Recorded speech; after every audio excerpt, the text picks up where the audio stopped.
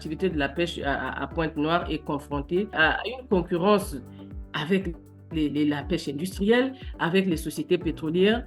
Quand on part en mer, dans la gestion de l'espace même, c'est des conflits. C'est des conflits avec les industriels et autres, et avec le développement de l'activité pétrolière. Vous savez que le Congo, c'est un pays dont l'économie est basée principalement sur le pétrole. Et donc, les dirigeants ont tendance à plus accorder de l'importance au pétrole que à notre activité. Nous n'avons pas d'espace pour la transformation. L'activité de poisson, c'est une activité très contraignante qui nécessite vraiment des espaces appropriés. Là où vous vivez dans la ville avec le voisinage, comment tu vas transformer le poisson? Mais pourtant, nous n'avons pas un site approprié. Nous sommes prêts à payer la taxe qu'il faut si on nous met les structures. Mais qui nous met ces structures-là? Il n'y en a pas.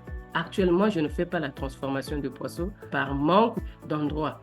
Parce que là où j'habite, je ne peux pas le faire. J'ai les voisins, les conditions ne sont pas réunies pour transformer le poisson. On ne s'en sort pas, mais seulement quand on n'a pas le choix, on fait avec. La voie d'accès n'est pas améliorée, il n'y a pas l'eau coulante, il n'y a pas... Et donc, quand tu prends le poisson du lieu d'achat, au lieu de transformation, le transport te coûte tellement cher. Du coup, le coût de production est très élevé et je peux vous dire aujourd'hui, plusieurs femmes ont abandonné l'activité parce que quand tu fais les dépenses, à côté de cela, le poisson devient très cher. À la fin, tu ne gagnes rien. Et on nous parle de l'économie bleue durable. Mais quelle durabilité quand on voit certaines activités de l'économie bleue sont favorisées au détriment des autres activités.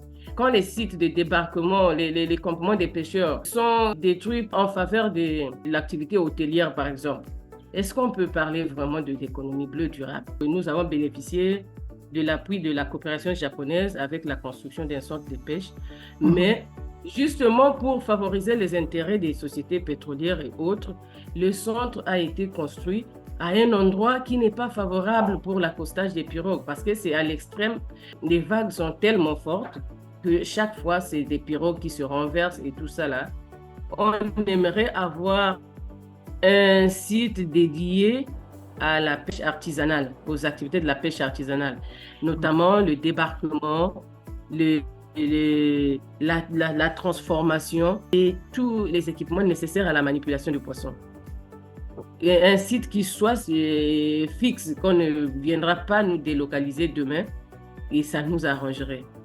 De deux, on aurait souhaité également un marché à poissons. Et les autorités pensent que quand il y a une zone de pêche et il y a un site de débarquement, la question du foncier est résolue.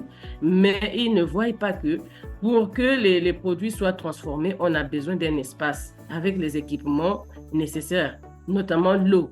Parce que je ne peux pas transformer le poisson avec les seaux d'eau chez moi à la maison. On a besoin de l'eau en quantité et l'espace approprié. La troisième chose, nous au Congo, on utilise parmi les méthodes les plus rudimentaires de transformation de poissons.